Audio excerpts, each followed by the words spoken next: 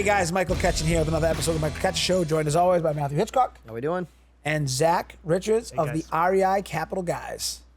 Nice name. I love that name. Thank you. Name rolls. Especially because he changed it on me. He recently tried to keep it going. Zach, thank you for being here, man. Yeah, thanks for having me. I'm always good excited. seeing you. Yeah, Zach is a good friend, a great investor, and one of our biggest private lenders with his fund. And we're happy to say that we have done a lot of business together. Yeah. And we're honored to have you here today. Yeah, honored to be here. This is great. Yeah, he said it's his first one in person, so we got to go easy on him, man. Can't beat him up too much.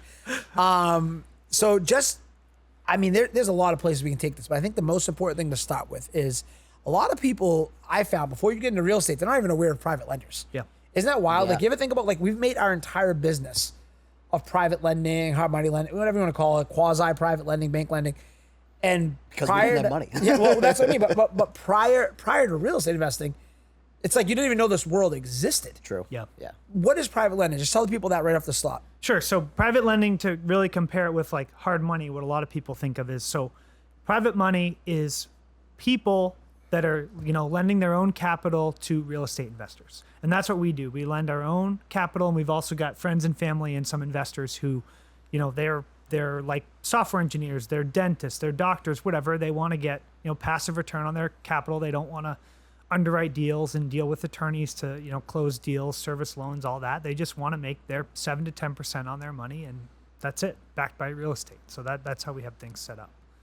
And this is why Zach is smarter than the two of us, because he doesn't deal with tenants or toilets, do you, Zach? No, I know there's we a do story not. there, though, we're dealing with tenants and toilets. That's Is there true. not? Yeah, so that's kind of how I got into this. So yeah, back in 2019, bought a duplex in Manchester, and the tenant that we had, that we inherited, was fantastic. Literally never made a sound. She was this older woman, single, lived by herself, was great.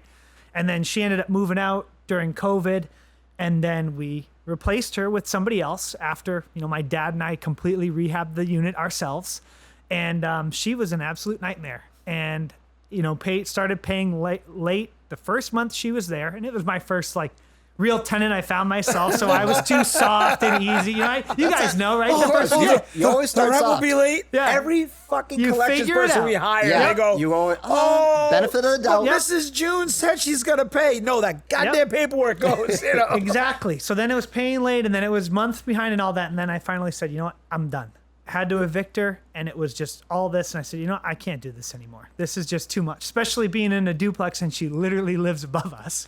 Wow. So I'm like, this Yeah. is just too much. We're Yeah. done. So then I found private lending because somebody bought a house next door to us, and they borrowed private money to flip it. And I was like, Yeah. oh, that's pretty cool. Yeah. Figure out if I can do that. And then did a couple loans just with some of my own money, and then it just kind of grew from there. That's what. That's how you started, huh? Yeah. That's why, because I remember you coming to the meetups forever, and we would just hang out and talk. And I was like, you're a great guy. And dude, I got to tell you, the first time I called, because you mentioned you're doing the lending, and this is, if I was to pay you like the ultimate compliment, is when I call you, and this is your personality, you are a started a yes and we'll figure it out, not started a no, Yeah. and then maybe we'll figure it out. Yeah. You are a problem solver, and I think that's why we resonate and we work well together, because I've worked with a lot of lenders, and the good ones are problem solvers. The bad ones Yeah. are problem creators. Yes. Yes. And it drives me up a fucking wall. But this entire business is all relationship driven. You agree with that? Totally agree. Yeah. I mean, Yeah. we've got that relationship. So when you call me and you have, hey, we've got this deal coming up, whatever, I know you're not wasting my time. Yeah. And I know how you guys operate. And so I know before you send us a deal that it's going to be a good deal. Yeah. Obviously we check it out. Of course Yeah. you have to, but people that do good deals, good operators, they don't know how to do bad deals. Yeah. They just don't. You just Can't afford to do them. You're first getting started. But even like you guys now, you've done so many, know all the red flags when you're looking at a deal, and you just say that's not even going to work. So those deals don't even come to us because you've already said no. And I would hope, and that's what, and again, we get into it. I don't even know. This is probably too high level for the podcast, but we talk about this all the time. The relationship between debt and equity. I know we've talked Yeah. about this a lot, and it's like, I don't think people understand the power of real estate investing is equity. The power is not your passive little return. The power is not your cash on cash. None of that's the power. The power is your equity. And when you see these gurus on social media, and I own 10,000 doors, I want to know how much equity they actually Yes. have in that. That's a big thing for us because we talk to people all the time. Say, I own 10,000 doors. I own 40,000 doors. Okay, send us your financials. And then you look SREO's into like it, nothing. and they're GP on 2% of 4,000 doors. So it's like, really, how many doors do you own? Yeah. How many deals have you gone full cycle Yeah. on? How many deals have you executed? Yeah. What is your buy box? You know what I mean? Like I got someone sent me something today, and I almost didn't even reply to the email, but the person who sent it to me was like, here's this duplex in Amesbury, Massachusetts. And I'm like, if you know Michael Ketchen, well, first off, why are you sending me anything in Massachusetts? That's a terrible start right there. Speaking of that, we're closing, pretty proud, right? I think a moment to celebrate. Yeah. Because you're a team member. You've been a part of a lot of our deals. We're closing our biggest acquisition. It's just the three of us. It's not a syndication, but you know what I mean. Point. Units, Texas price, deal, everything. $13 million purchase today. Wow. Today. Yeah, Awesome. today. Congratulations, It's fucking- guys. I'm going to sign 167 after this. units. 167 unit value add, do bank foreclosure. This is the opportunity, Okay. which actually that's a great time to segue. I'm seeing a massive amount of opportunity in the market right now. I know Matt is. What are you guys seeing on the lending side now? Where are we at in the broader economy, in your opinion, right now, Zach? Yeah, we're seeing a lot of opportunity too. What I've noticed over the last couple of years, like rates have gone up, right? Obviously. So the institutional hard money, those rates have gone up. I mean, we've always been a little bit more expensive because our aim is to just be easier to deal with. And when you need an answer on a loan, you're Hey, do talking you want to it us. fast, good, or cheap? You get Exactly. two of the Pick three. You two. can't get Yep. all three. Exactly. So we seen that the rates have gone up. So like if you were borrowing, at 10.5 and 2 points, and we're at 12 and 3, and that 10.5 and 2 points wants an appraisal, and they want your tax returns, and they want all this stuff. Well, suddenly now paying 12 and 3 is not a big deal compared to when those institutions were doing like 8 and 1. When they were 8 and That's 1. a big Yep. difference. Yep. So now we've seen that, and then we've also seen like a lot of the more casual real estate investors have kind of stopped flipping. The people that have been Yeah. our stable clients for the past few years are still going. Oh yeah. So it's kind of flushed We're out. going some of that Walmart stuff. blue light special, Yes. baby. That's what we're going right now. We're over the moon because basically what we're seeing in our space is, and it's unfortunate, right? And that's the hard part what we do. It's like that's the market. That's why I laugh. Rent control, all this nonsense. The market will self-correct. Yes. And we're seeing a lot of operators that overextended, that overpaid in 21, 22, 23 when money was cheap. Those deals are coming back now, and we're in a position, us and a lot of people, but we're taking advantage of those.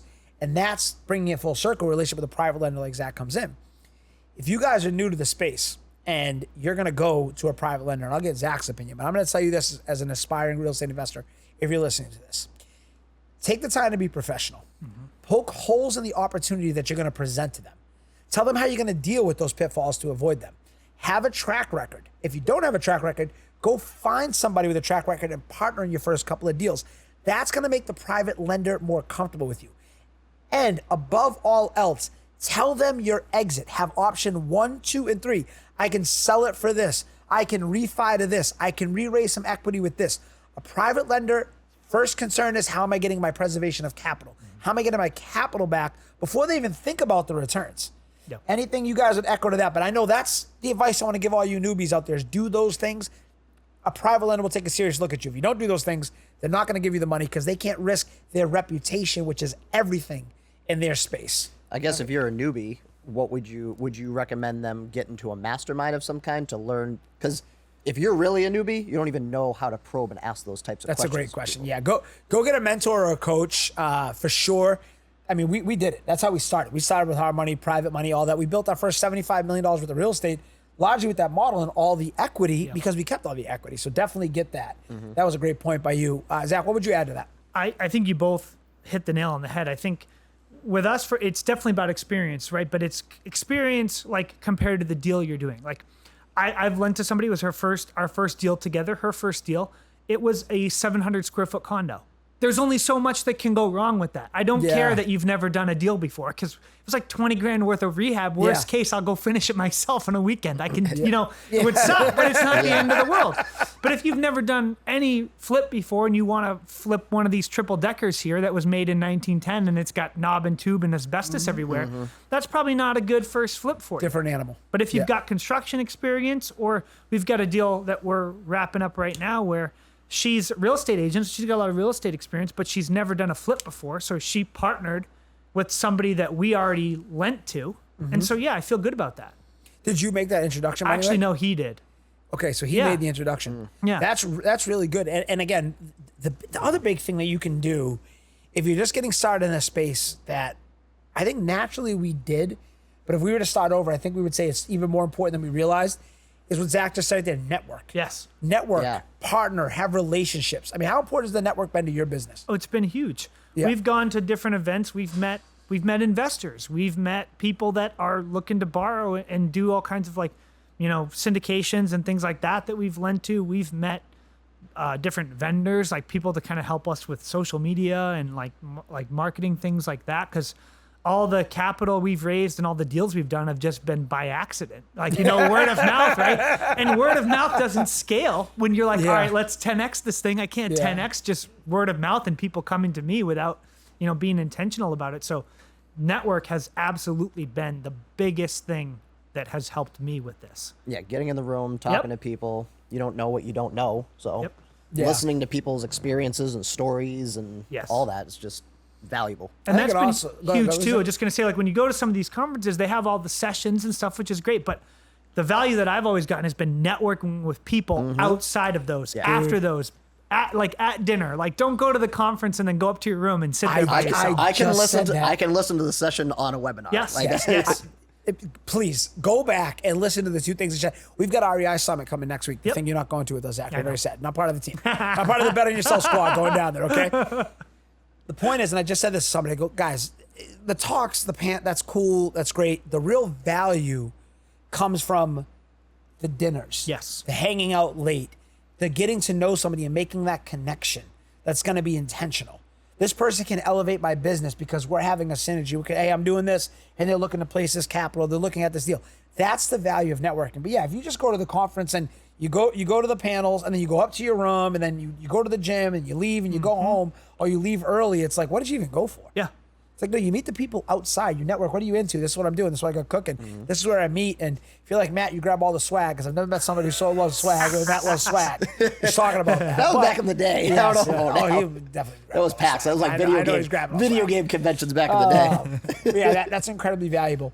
What is a tip? Because I've never asked anybody this. What is a tip that you would give to someone aspiring to get into the private lending space? Like, they want to become a private lender. Yeah. So are they just somebody that's kind of looking to lend some of their own money? You know what? Let's do it two-part. Someone who's just trying to place some capital. Yep.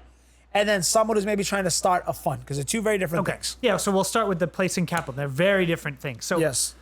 I think the biggest thing with if you're going to lend some of your own capital is, number one, you need to be able to protect your downside. So you've got to find an attorney in the states that you want to lend in Yep. that knows private lending. You cannot find just a general attorney. You probably can't even find a general real estate attorney. You need Yep. to find an attorney that understands lending, because it's backed by real estate, but when you buy a property, you get the property. When you do a loan, all you get is a stack of paper. You get a stack of paper in the mail a few days later from FedEx, and that's all you have on the Yeah. deal. So you really need an attorney that understands lending, and then that way, God forbid something happens, you can you can go to Yeah. them and help them get your money back. Like, in all the loans we do, we have our attorney do the documents on every single loan. Is it filling in the blanks on most of the fix and flips? Of course it is. But we pay our attorney to do it. Yep. They'll review the title commitment just in case there's anything weird that comes up. They handle everything, and it just makes us feel so much better because we're also dealing with other people's money. So the first thing is definitely you want an attorney. The second thing is you need good deal flow if you're going to lend your own money. So if you think about, like, so you got 500 grand, right?